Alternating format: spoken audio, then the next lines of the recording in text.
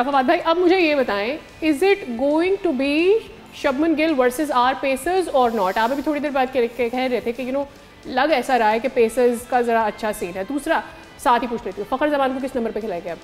देखिए, पेसर्स का नहीं, मुझे स्पिनर्स का स्पिनर से मुकाबला नज़र आ रहा है। ओके। ये जितने भी खिलाड़ी हैं, इनका बेहतरीन स्ट्राइक रेट है, जिनका बहुत ज़्यादा अच्छा स्ट्राइक रेट होता है, उनके आउट होने के चांसेस भी उतने ही ज़्यादा रहते हैं। ठीक है, अच्छा। तो साथ ये है कि वो कंडीशंस जो हैं वो बहुत ऐसी कंडीशंस नहीं कि जहां बॉल बैट पे आएगा।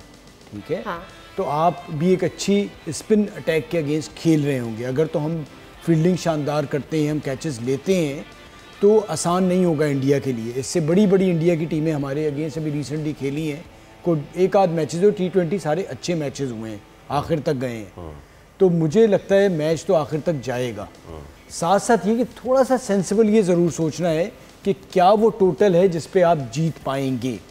तो अभी तक जो दुबई की कंडीशन है, अगर आप 170-80 करीब करीब कर लेते हैं पहली बारी में, तो आप मैच जीत सकते हैं। और आप पे अगर हो गए 170-80 तो इंडिया क्या गैस, बिकॉज उनको कोई प्रॉब्लम नहीं होगा ना चेस करने में। और वही कह रहा हूं, अगर आप पे 170-80 पड़ गए तो देखिए, आप पे 170-80 पड़ गए तो एक अलग बात है। वो पड़ गए तो पड़ गए, आप कितने पे रोकेंगे? मैं तो उस तरफ जा रहा हूँ, मैं तो उस तरफ जा रहा हूँ ना कि आप कितने पे रोकेंगे।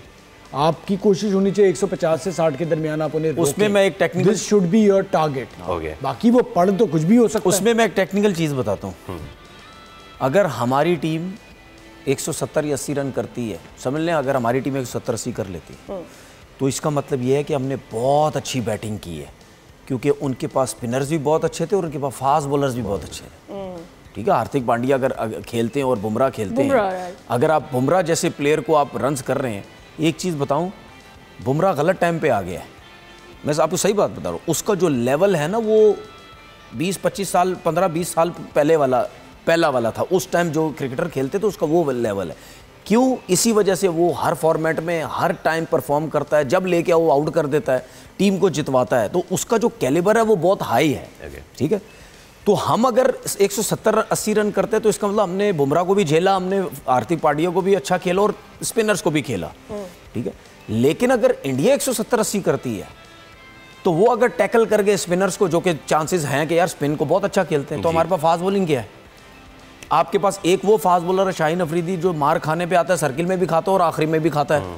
उसके बाद अगर आप फ़हीम अशरफ को खिलाते हैं, डेढ़ फास्ट बॉलर आपका, कभी बॉलिंग करता है, कभी नहीं करता, कभी बैटिंग करता है। तो कहने का मकसद ये है कि हम बहुत अच्छा खेलेंगे तो हम इतने रन करेंगे अच्छी बॉलिंग लाइनअप के अगेंस्ट।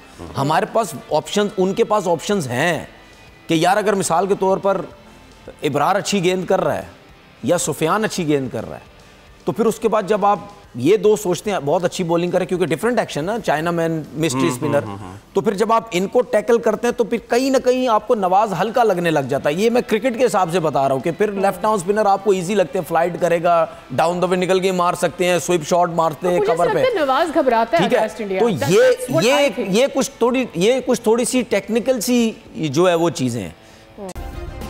सब्सक्राइब करें और बेल दबाएं ताकि कोई खबर रह न जाए।